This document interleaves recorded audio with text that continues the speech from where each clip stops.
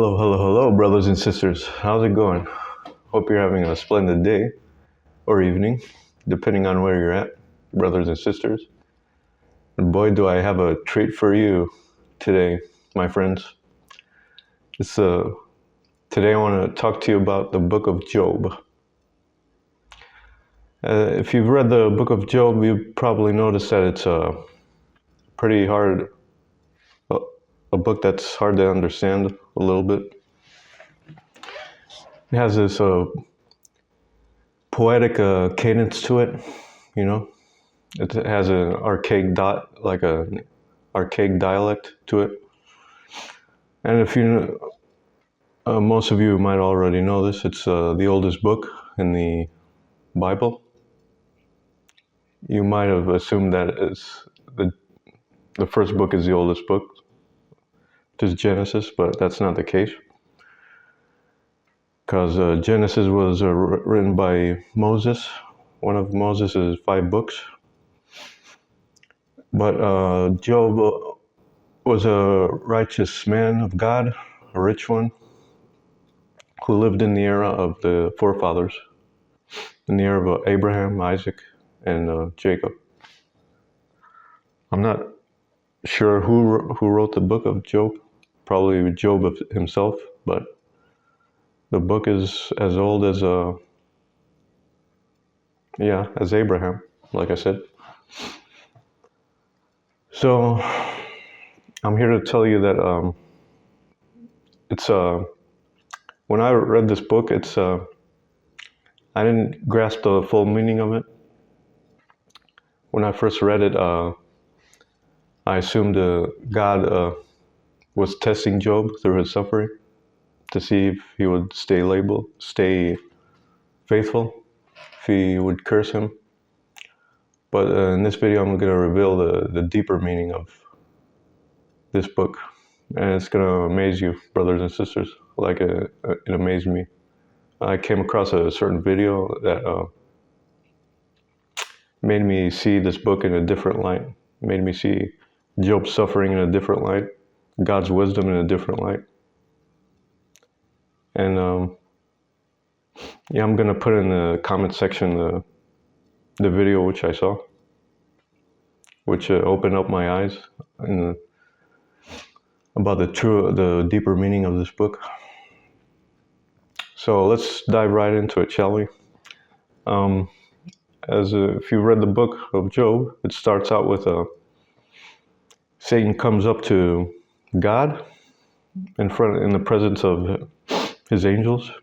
So when Satan had this conversation with God about Job, there was a whole congregation that was listening to their conversation. So Satan comes up to God and he starts accusing Job. You know, he starts saying things like, "Oh, Job is love for you isn't pure because he only loves you for the things you provide for him. He doesn't really love you for who you are." And he brings on these accusations about Job, you know. And in the meantime, all the angels are listening to the conversation.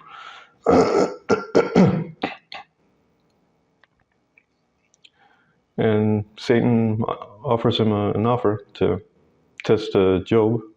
He asks for permission to start tormenting Job.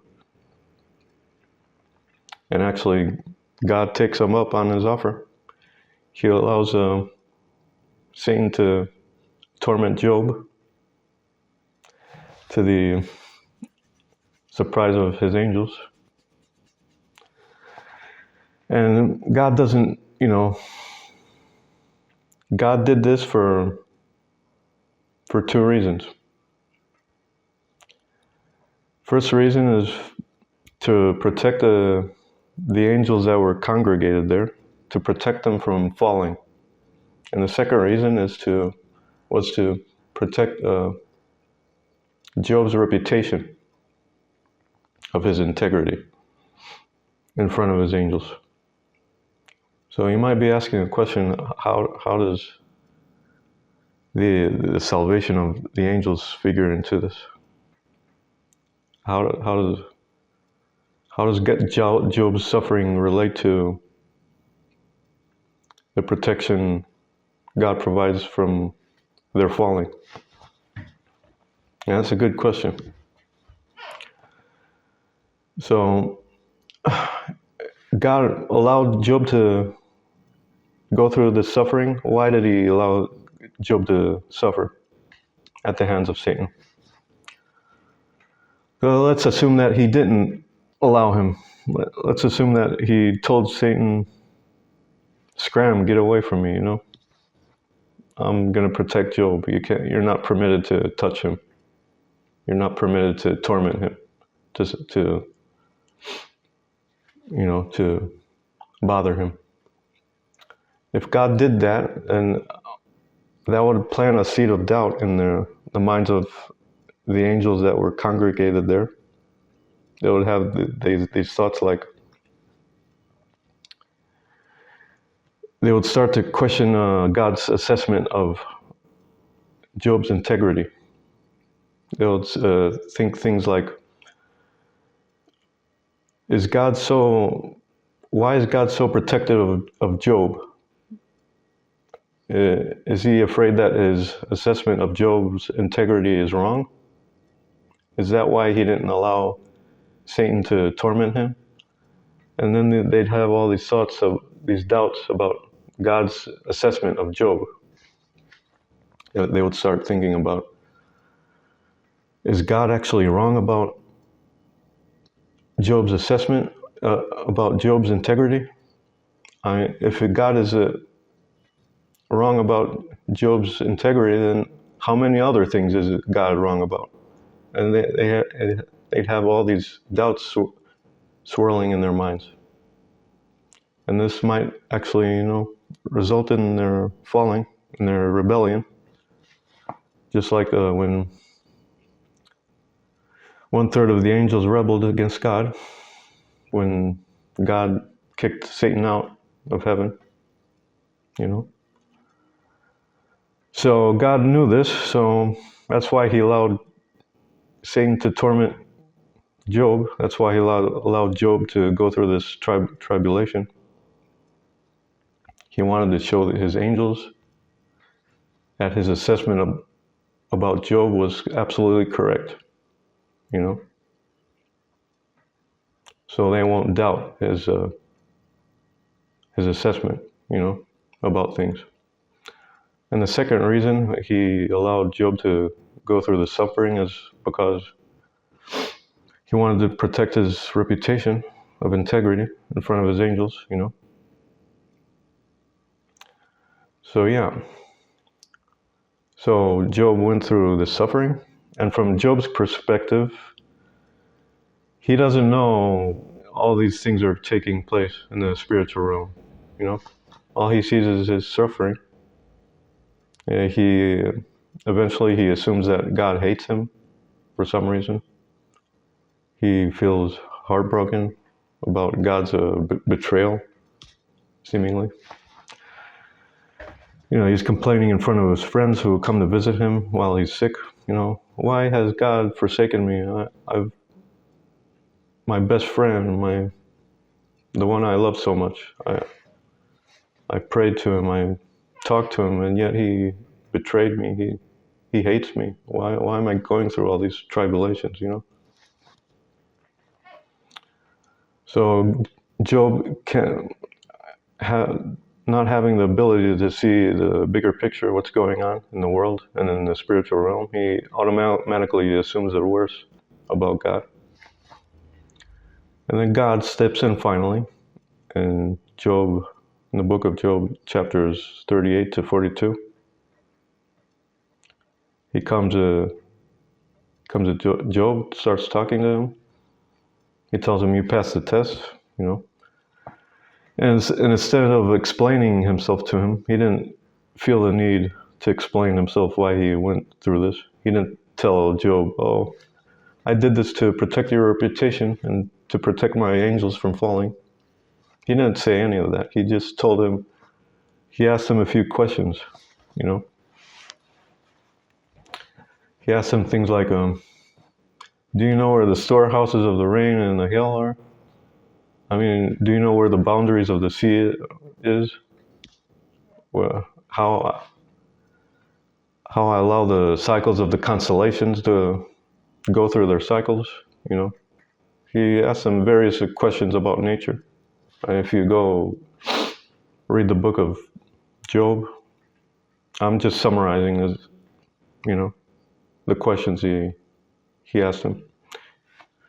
If you can answer me these questions, were you there when I laid the foundations of the earth?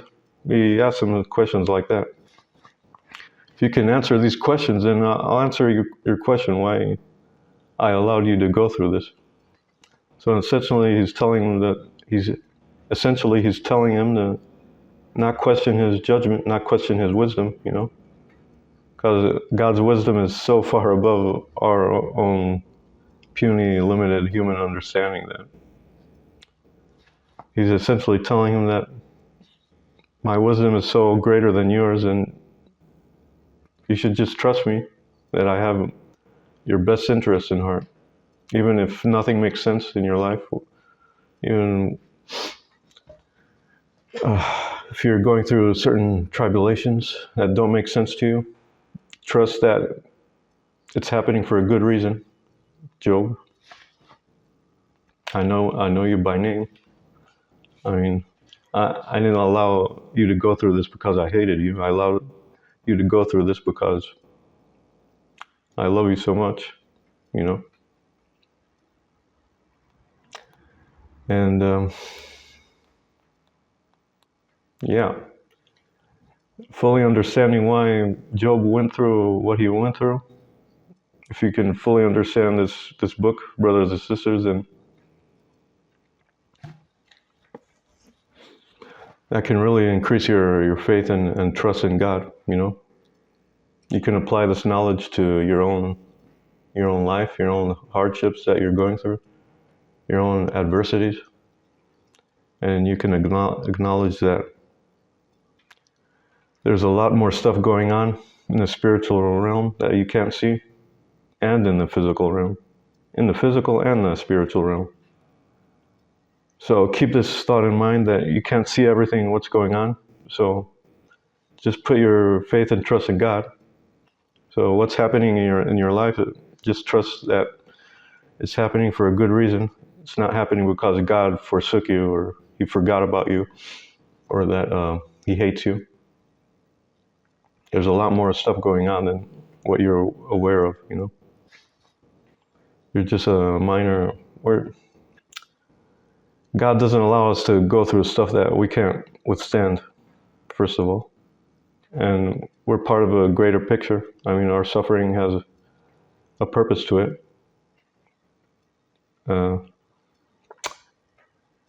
One of which is the salvation of other people, you know. So we just have to put our faith and trust in God, as this incredible story tells us, you know, brothers and sisters. So apply this knowledge and wisdom to your own life, and watch as your trust in God increases, my friends. God is truly good. He wants the best from us, for us. And everything is going to work out in the end. Suffering is only temporary. Brothers and sisters, rest assured. So I hope this video was a big blessing to you. I hope it was helpful to you in acknowledging why certain things in our life take place. If this video resonated with you, then put the smack down on those buttons, the like button, the subscribe, hit the notification bell. Comment down below what you thought. If you're going through any Job-like adversity right now. If you want me to lift up a prayer for you, say so in the comments. I'm more than happy to help you out. And also lift up a prayer for me too. Brothers and sisters, we should all help each other out in these perilous times. So yeah, that's an incredible story, if you ask me. The story of Job, very inspirational to push through our own trials and tribulations, because we all know that eventually we're going to see the end of the tunnel, you know. So yeah, that's pretty much it, and I'll see you brothers and sisters in the next video. Bye-bye.